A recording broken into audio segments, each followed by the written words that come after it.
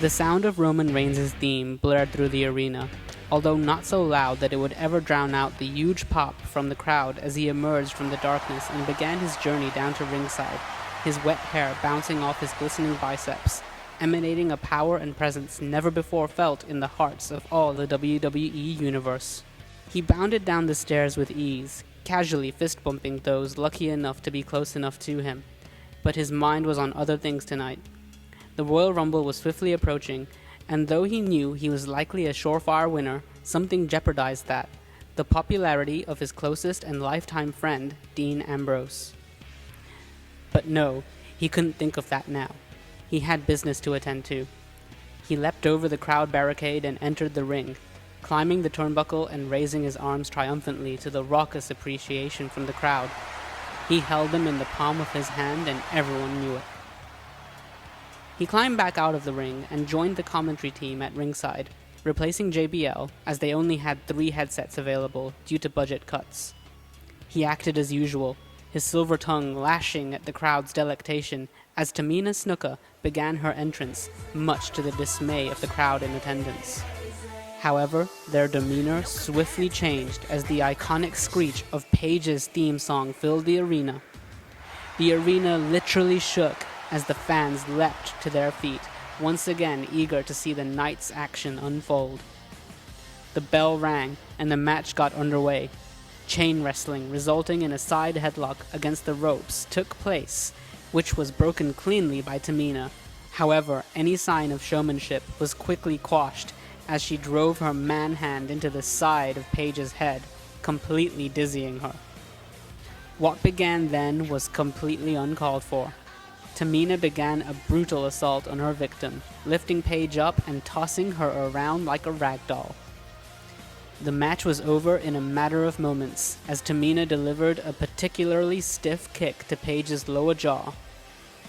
The ref counted the 3, and what was once a crowd completely annulled by Tamina was seething with rage for attacking their favorite. Roman jumped up from commentary and stormed into the ring, scooping Paige's frail white figure in his bronzed and chiseled arms, and carried her quickly up the ramp, past gorilla position and into his dressing room. "Hey baby girl, are you okay?" he asked, an unnatural nervous tremor barely noticeable in his voice. "Yeah, I'm alright. It will take more than that to take me out, but ouch," she groaned, as she tried and failed to extend her knee. "Shh, don't try that. It might be broken. Let me," Roman said, before being cut off quickly. "No, I'm fine, really. It's just a bit bruised. And if Vince finds out I can't work, then I'll be future endeavored." Roman shook his head quickly. "Don't worry, I can cover for you. I'll just ask him if you can be my valet or something, baby girl. Believe that." A smile spread across Paige's face for a few seconds before the door burst open and Dean ran in, still sporting his half-torn shirt, splattered with blood from his match with Ryback earlier that night. "Paige, Roman, what's going on? Are you okay?" he said quickly, before being abruptly cut off by Reigns. "It's fine, Dean. Believe that. I got this covered, little buddy." Ambrose took a quick glance back to Paige before looking back up to his best friend in the world. "Hey man, can we have a quick talk one-on-one?" he asked nervously, hoping upon hope that Reigns would oblige. "Sure thing, little guy. Come on, we can talk in here." He gestured towards the smaller section of the locker room divided from the rest of it. "Okay, so look," Dean started, his usual cocky tone replaced by one of genuine need.